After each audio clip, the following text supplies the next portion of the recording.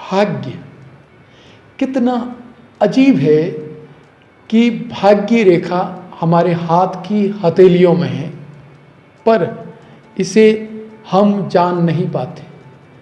हम भाग्य की अनिश्चितता को लेकर के हमेशा आशंकित रहते हैं। भाग्य साथ देगा, नहीं देगा, किस रूप में देगा, कब देगा, ये सब जानने का प्रयास हम करते रहते हैं।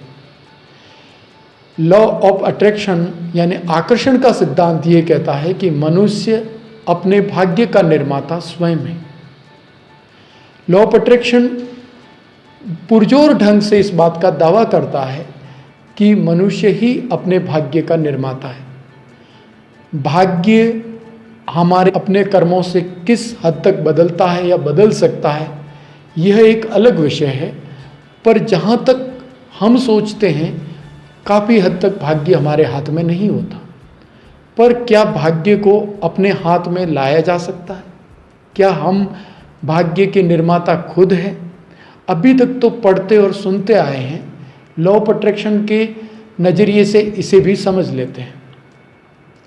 लॉ ऑफ अट्रैक्शन यानी आकर्षण का सिद्धांत कहता है कि जैसा आप विचार रखते हैं, जैसी आप भावना देते हैं, उसी के परिणाम स्वरूप प्रकृति में माहौल तैयार होता है, आपको मौके मिलते हैं, आपके लिए अवसर तैयार होते हैं और आपके मन में इच्छित वस्तु आपको मिलने की तैयारी हो जाती है।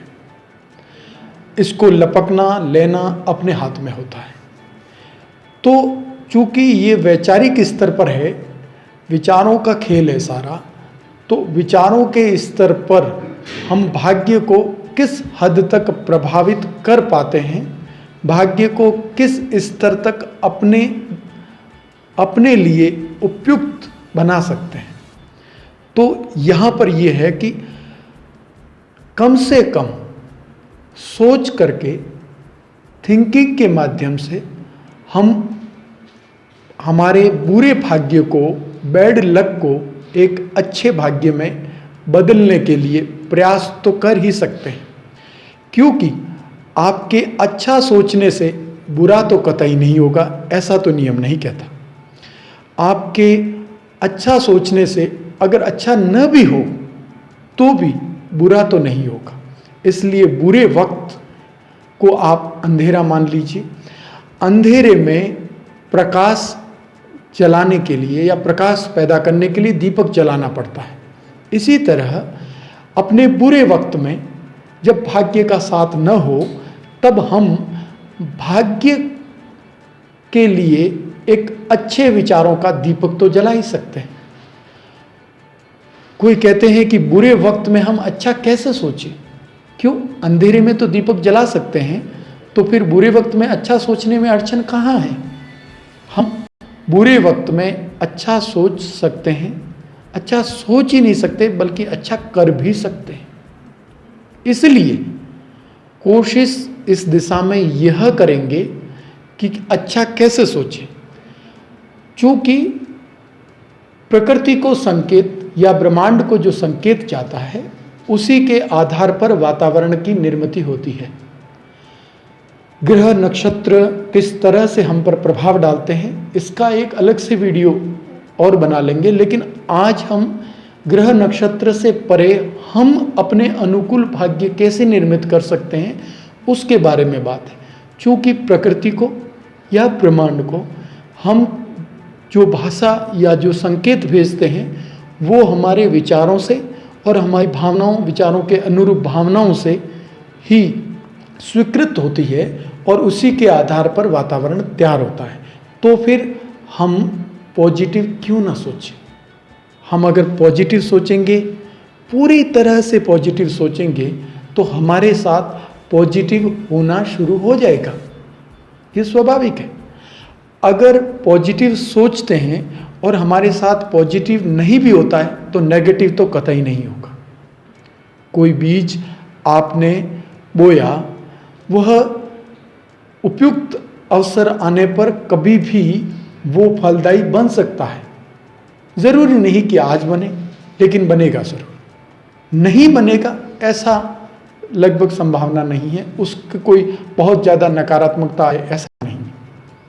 तो इस उदाहरण के माध्यम से समझ सकते हैं कि अवचेतन मन जो कि ब्रह्मांड को हमारे मैसेज भेजने का एक एंटीना की तरह काम करता है, तो अवचेतन मन तक हम अपनी बात आत्म सुझाव के जरिए कर सकते हैं या दे सकते हैं। आत्म सुझाव के द्वारा हम अच्छी बातें, जो चाहते हैं वैसे विचार, उस तरह की फीलिंग्स अगर हम देने में कामयाब हो जाए तो प्रकृति हमारे लिए या परमात्मा हमारे लिए एक उपयुक्त वातावरण तैयार क्यों नहीं करेंगे। हम अच्छे विचार दे रहे हैं तो अच्छी निर्मिति या अच्छा परिणाम प्राप्त होना ही होना है। तो फिर मैं इस बात को बार बार न दोहराते हुए आत्म सुझाव के द्वारा भाग्य को अपने हिसाब से या अपने मुताबिक करने के बारे में बात करूंगा। सबसे पहली बात ज़रूरी यह है कि सुबह सवेरे जब भी हम उठे तो ये महसूस करें, पहले खुद को कहे कि मैं भाग्यशाली हूँ, और फिर इस बात को महसूस करें कि मैं भाग्यशाली इसलिए हूँ क्योंकि मैं आज का दिन देख पाया। बहुत से सारे लोग हैं जो आज का दिन नहीं देख पाए, रात को सोए थे नहीं देख पाए। आज का सुबह का सवेरा मैंने देखा है। परम पिता परमात्मा ने मुझे किसी उपयुक्त प्रायोजन हेतु मुझे उठाया है और मैं उठने में काबिल हूँ, इसका मतलब मैं भाग्यशाली हूँ।